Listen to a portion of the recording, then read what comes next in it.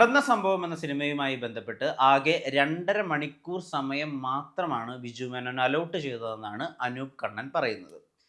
എവിടെയാണ് ഈ പ്രൊമോഷൻ പരിപാടികളുടെ പ്രശ്നം ഇരിക്കുന്നത്?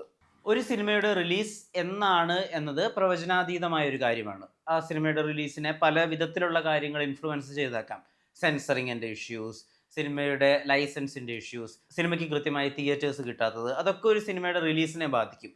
അതുകൊണ്ട് തന്നെ ഒരു സിനിമ എപ്പോൾ റിലീസ് ചെയ്യുമെന്ന് കൃത്യമായി പറയാനാവില്ല. ഈ ഒരു ഘട്ടത്തിൽ ഒരു ആക്ടർ ഓൾറെഡി കമ്മിറ്റ് ചെയ്ത ഷൂട്ട് ഡേറ്റ്സും ഈ സിനിമയുടെ പ്രൊമോഷൻ ഡേറ്റ്സും ഒരുമിച്ച് വരുമ്പോഴാണ് ഈ പ്രൊമോഷന് വേണ്ടിയിട്ടുള്ള ഡേറ്റ് ക്ലാഷസ് സംഭവിക്കുന്നതും താരം സിനിമയുടെ പ്രൊമോഷൻ്റെ ഭാഗമാവാതിരിക്കുന്നതും.